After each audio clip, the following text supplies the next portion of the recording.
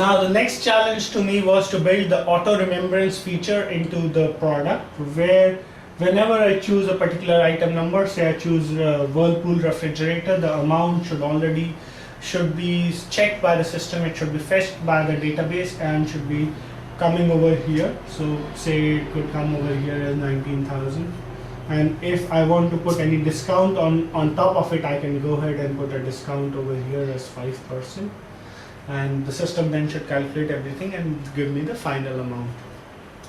So this was the intention, to create a memory for the amount field based on the product you have chosen. What happened that I thought that I can take care of this challenge myself and I need not involve EF Cord, because EF Cord would charge me heavily for his consultancy. So I thought that let's see how I can take care of this challenge myself. I figured out that all my orders were to start from 1, 2, 3, 4 and so onwards. My order numbers were never negative in nature. So what I can do is that I can create some dummy orders, and when I'm creating those dummy orders, I can put in a negative order number, and based on that negative order number, I can store the amount field. And when I store the amount field, I would put the default quantity as 1, discount as 0, and I'll have the item name and item number associated with it. And later when I create the real order, when a customer walks in, I would just go ahead and create that order, and what will do that as soon as I will put in something over here, say a refrigerator from Whirlpool, the system would go and check with all the negative order numbers and will figure out that if there is an order number for Whirlpool, it will match the item number as well, and then come up with the price and put it over here. So say in my negative list of order numbers,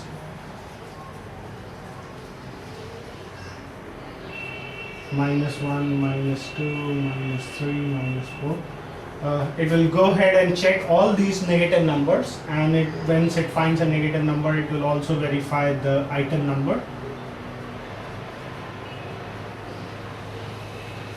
For Whirlpool,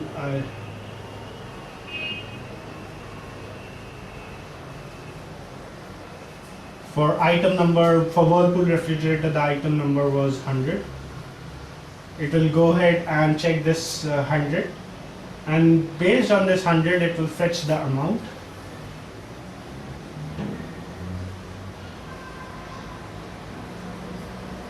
And put it over here. This was my concept of how to tweak this application, that just from these two tables I will go ahead and get the amount as a memory item. So I'll show you how I did this. So first and foremost, there has to be classification whether I'm putting in a dummy order or I'm putting in a real order. So I had a tick box created which said real or dummy order. By default, it is always a real order, and whenever I put a check over here, it becomes a dummy order. Okay. When it becomes a dummy order, the order number generated are in negative sequence. So the order number, say, would be generated 1. Order date would be something like 9/9/9999. This would be by default. Customer name would be dummy, DMY. Customer address would be dummy, DMY. Phone number would be 9999999. I can choose any item number or any refrigerator or Whirlpool from here, and I can put in the amount. For the first time when you are creating a dummy order, I would have to put in the amount. I'll put in the amount over here, so it says 19,000. Quantity, I would put in 1. Discount, I would put in 0. I would say add items, so all this would go.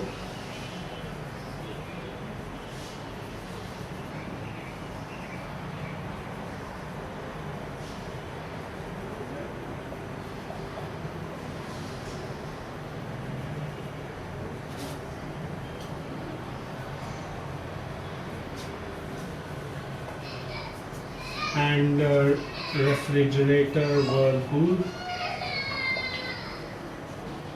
Amount would be 19,000. Discount 0, quantity 1.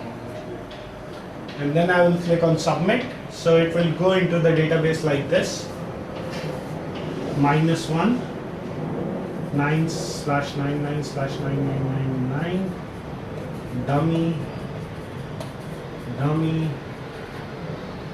1 2 3 4 5 6 9s, order number -1, item number 1, and item name is for refrigerator of Whirlpool. Amount is 19,000, quantity is 1, discount is 0. Similarly, I can put in the order numbers, dummy order numbers for say LCD TV, that could be -2, then I can put in for washing machine with -3. So this was the smart way for me to doing things, But what happened was that I was not very satisfied from the fact that complexity started rising later. What used to happen was every time I used to have any report generated from this database, I used to tell my programmers, don't count any orders that are negative in number. Sometimes my programmers, whether it's on a database side or whether it's on a Java side, he used to commit mistakes. So what they used to do is that they used to count it and say if I have to give the sales tax based on the figures, I was paying more of the sales tax. Or sometimes, every time I have to explicitly tell them that don't count any of the negative order numbers because they are dummy order numbers. There were never a sale made against those order numbers. So this was the real problem I was facing. Moreover, I was experiencing an overhead that my applications are becoming slow because I'm designing a database that's supposed to get slow maybe later down the line, or maybe because of the way I'm putting in things over here. For my Java programmer, whenever he used to get say a sales tax figure for me, what he will do, he will pick up all the order numbers, and if suppose he doesn't know much of SQL query, he would also pick up the negative order numbers, and then he would iterate the list to remove all the negative order numbers and then come up with only the positive order numbers for me to generate the sales tax figure. Now this was causing a lot of computational complexities, and it was wasting time, and the system is bound to get slow.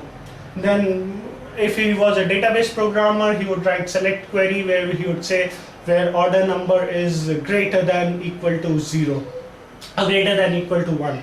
So what he is effectively doing is that again he's telling Oracle to internally remove or don't select those records which has order number less than or equal to 0. So with all these complexities, what's happening is that my system is becoming slow because programmatically I'm trying to overcome the errors that could have been taken care by the database designing itself. So this was acting as an overhead to me, and it was pinching me that there's something wrong with my design, and I may consult EFCode once again to figure out how my things should be designed when such sort of a problem occurs.